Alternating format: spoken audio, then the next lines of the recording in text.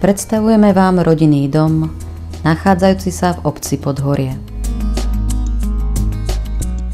Dom je situovaný na slnečnom pozemku a je postavený z kameňa a tehly.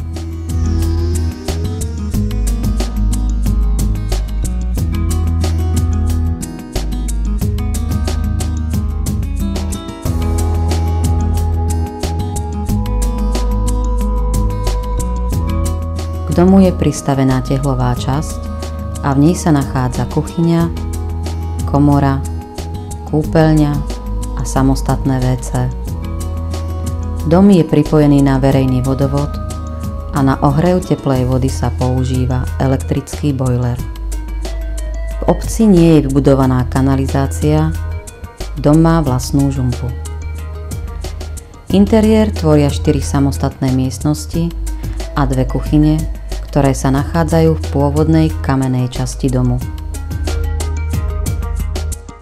Vykurovanie domu je možné prostredníctvom kachlových pecí a tiež murovanými kuchynskými sporákmi. Súčasťou domu je hospodárska budova, pozostávajúca z humna, drevárne a 2 kamenných pivníc. Na pozemku sa nachádza niekoľko ovocných stromov a kamenná studňa s úžitkovou vodou.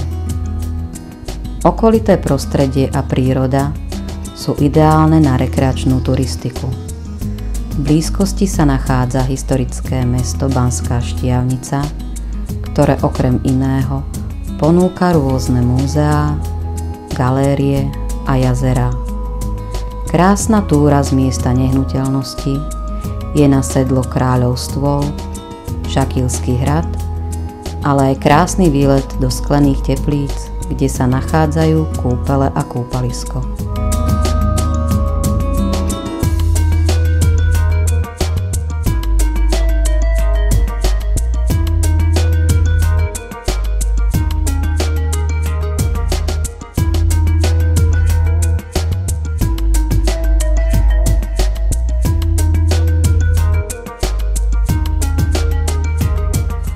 Obec má kompletné občianske vybavenie.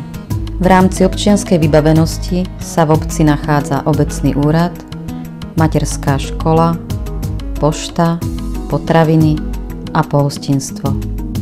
Tento rodinný dom je vhodný nielen na celoročné bývanie, ale aj na rekreačné účely.